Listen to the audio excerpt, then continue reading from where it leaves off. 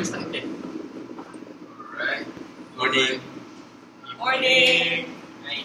Okay, today our group will talk about Axial skeleton and Axial skeleton of any animal, I guess.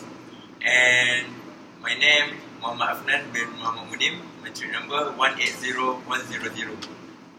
My name is Wang Chibui, matrix number 176422. My name is Maizatun Hanizania Yusuf, matrix number 180061. My name is Muhammad Amin Shahi Bedullah and my matrix number is 180599. My name is Tukusan Masami bin Tukusan Mansur. My matrix number is 180687. My name is Fakri Izzat bin Zainuddin. My matric number is 180505. I am Mashami bin Adam. My matrix number is 178325. Hi, my name is Muhammad Abdul Kadir. My matric number is 18048. Hi, my name is Muhammad bin Hamza and my matrix number is 180314. Assalamualaikum. My name is Muhammad Imran bin Muhammad Ramzan and my matric number is 180417. Today we're going to discuss about axial skeleton interpretation, the diagram. So before we start, maybe someone want to tell what is the indication of taking skull diagram. It's the skull and the Can someone describe which part of bone would you get Axial skeleton? It's not obvious that's what the skull and with the tree. Other than Related is our limbs. Limbs means that our hand and our legs included in the skeleton, but we are going to talk about that. No, the Axial skeleton only involves skull and the That is mandible. particular. yeah, they only I agree with you. Axial skeleton is skull and vertebrae. Since both of this we have a lot of different indications, why don't we focus on skull? Skull, yes. So I'm going to talk about what is the indication when you're going to take the skull radiograph. First of all, we would like to evaluate the traumatic injuries and if there are any scalping, and then maybe the animal suffer with the disease, and then we would like to see if there are any soft tissue masses that maybe indicate neoplasia and some related problems that are related to the skull and the nasal cavity, such as the chronic rhinitis and excessive nasal discharge. I have a question. Epistaxis. What? Epistaxis.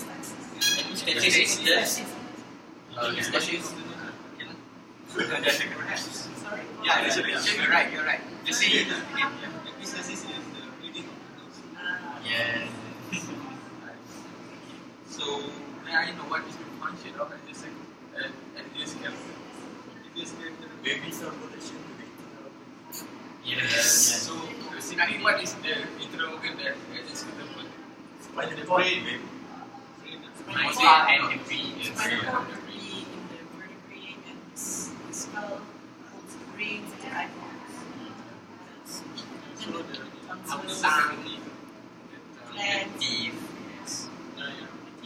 So I'm going to talk about the structures of the skull, structure of the skull that we can see in a radiograph. First of all, we can see nasal cavity. This one, which is related to the indication that Amin said before, which is when we want to see on the disease of upper respiratory disease, like chronic rhinitis.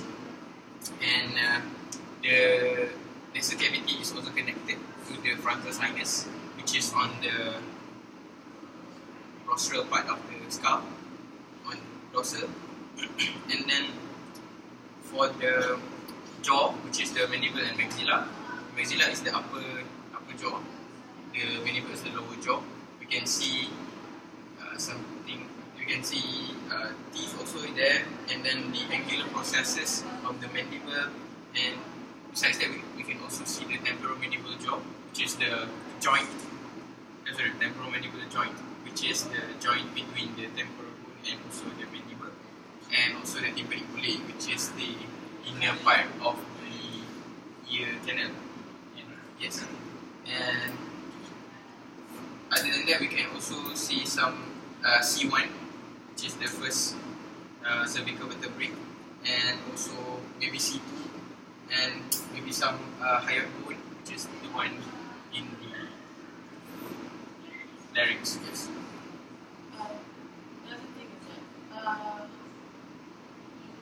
since the skull is comprised of lots of bony structures, we can't really see any internal organs like the brain because it's soft tissue, and bones are more radiopaque than soft tissue. So we can only see the skull basically, and even then, only certain views allow us to see certain bones as well. So we need a proper restraining method and shooting of the beam to get structures that we want.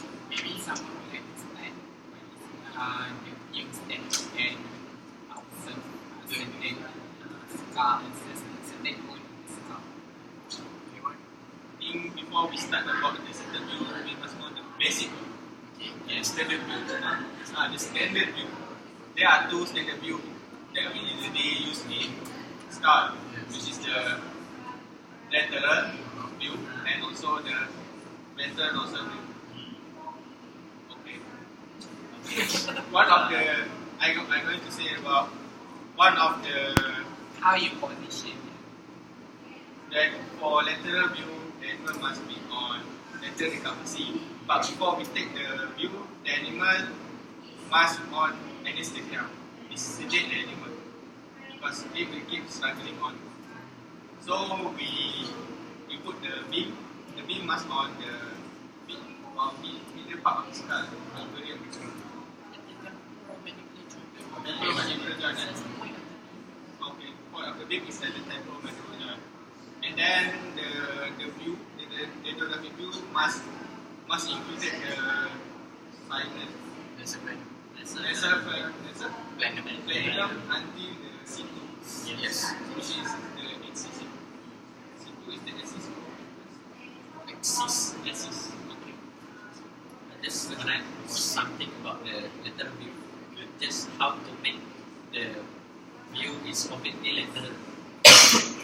So it's very hard for us to make this completely lateral unless we need to put some sponge on the neck region as well as on the snout.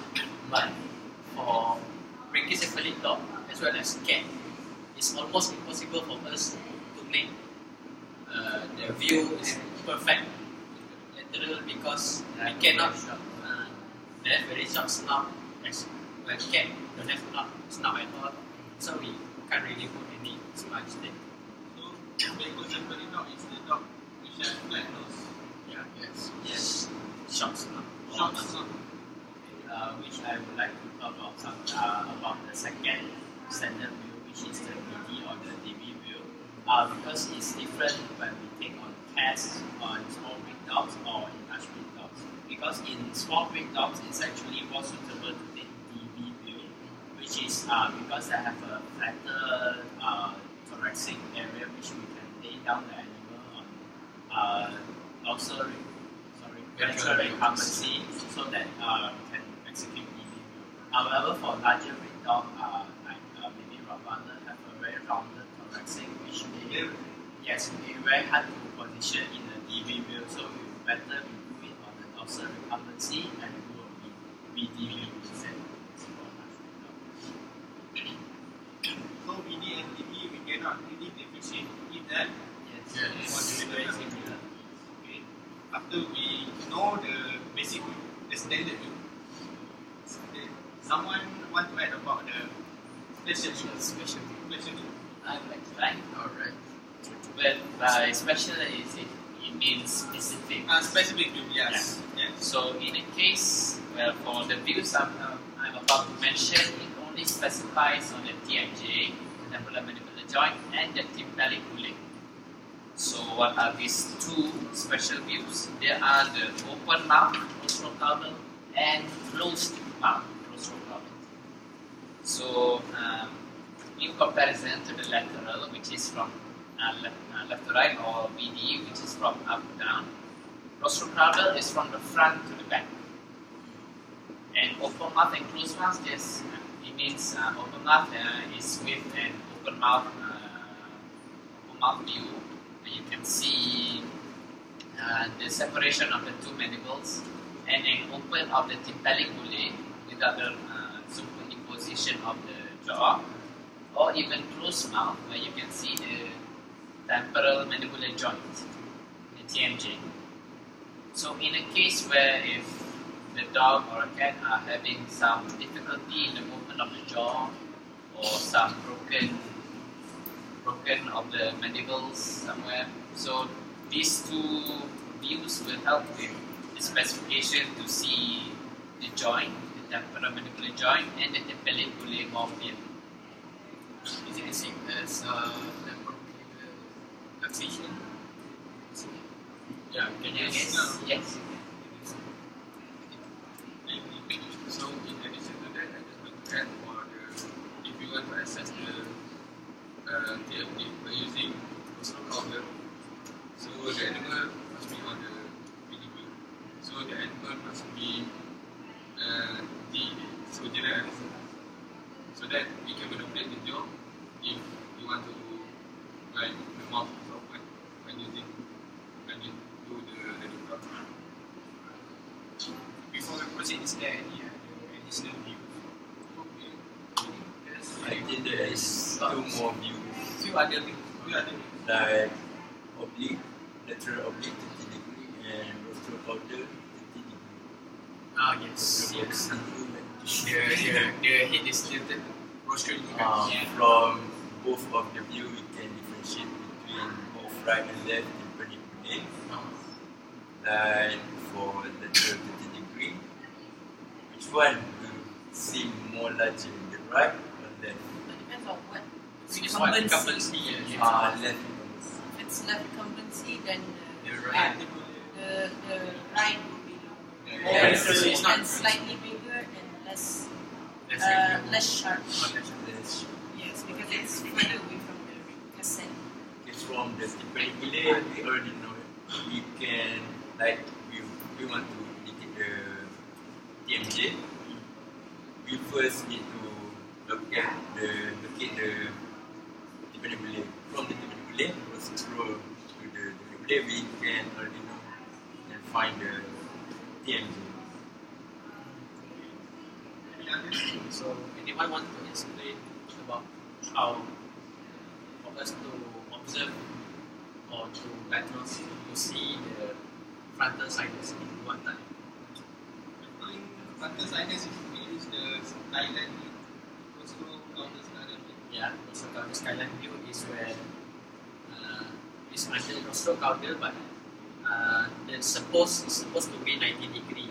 But then for skyline view, you need to tilt the head a bit downward up to 105 degree until you. With this view, we're able to see the frontal sinus. Is there any abnormality? May I know where you direct the beam? We direct the beam. Direct It's the vertical, frontal. right? Is it soft? No, for the frontal sinus, I think it's above your, between the eyes and go right. So you focus like on the frontal sinus. Yes. And the dog position is a bit similar to closed mouth rostral caudal, but just the tilting of the head is different. So the beam is still at 90 degree to the Yes, the skull between the eyes. So if the animal have epistasis, then we use this as Yeah. But I think you need to control the distances.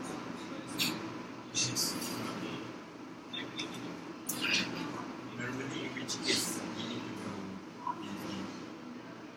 Upper respiratory, upper respiratory disease. Not necessarily chronic, Example. not necessarily upper. Sometimes in upper respiratory disease, we see epistasis, which consists of the real blood, and the amount is quite a lot. But in lower respiratory disease, we will see the blood with mixed with bubble. Also, in some cases of lower respiratory tract diseases, they can also give clinical signs that should exhibit these signs at the upper respiratory tract. So sometimes it's not necessarily an indication that you should do vital signs. It might originate from the lungs itself. Before you proceed with radiograph, actually there's several checklists that they taught us before we can use that radiograph to make some diagnosis. So first, we actually need to know basically the limitation of the radiograph. Like Mike just said, for the brain and soft tissue, we cannot determine by using the radiograph.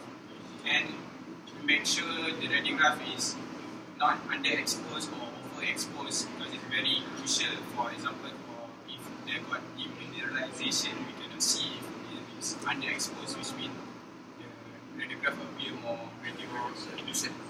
Yes, or radio-opaque. For underexposed, like if you are underexposed, it's More radio opaque. rather than radio-opaque.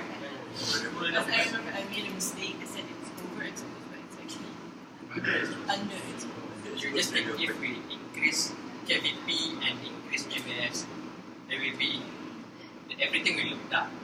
So that one is overexposed. Okay, so if overexposed, the radiograph will be more radiolucent. Yeah. So next, we need to check if we need additional views or not for certain cases, like if there is a lateral view of the radiograph and there is a foreign object in the skull, we cannot really determine the location of the foreign object, right? So we need to need additional views, right? 3D views, so we can know is the foreign object is located more medially or laterally. And then the labeling also need to be correct for the left and the right lateral of the animal. So we need to check all these lists or not. We need to do another radiographs to diagnose the certain cases. I just want to add another some limitation of taking skull radiograph, because our skull is considered quite complicated. Just like mine said just now, we cannot see other structure because a lot of bones are superimposed. Then another thing is for radiograph of skull compared to other modalities such as CT scan and MRI, radiograph just provide a 2D view. Next, I would like to talk about the interpretation of skull review. What are we looking for? And then some specific conditions such as the degenerative condition, such as the hyperorthosis, means that excessive growth of bone, and then we can also observe congenital anomalies such as hydrocephalus, which is dome-shaped skull, and then including this trauma, so we can see fractures or dislocation of the mandible, maybe, or the skull even have fractures. And then in the case of metabolic, we can see osteomalacia, which is softening of the bone due to inadequate mineralization, just like we see just now.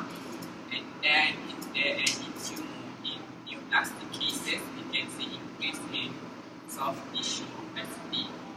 And lastly, in case of foreign body, we can, for example, if there any mental opacity, we can observe in the radiograph. Can we see osteolytic changes in radiograph? Yeah. You should be able to. For example, one of the case where we able to see on the lateral projection, or lateral view, we were able to see the mix of osteoproliferative as well as osteolytic pattern on the mandible jaw. And then it's indication is suggestive that the dog have osteocytosis. Actually, for in addition to Ahmed's the things I know also taught us about the additive, right?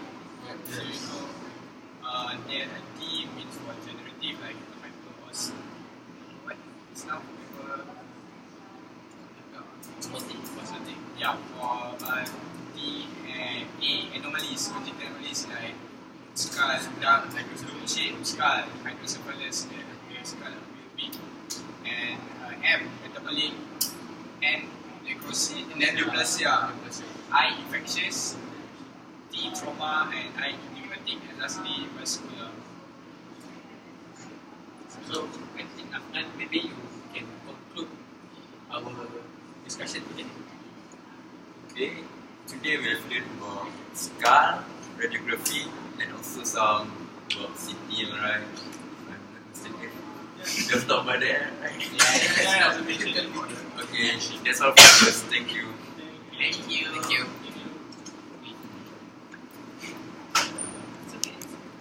That's good.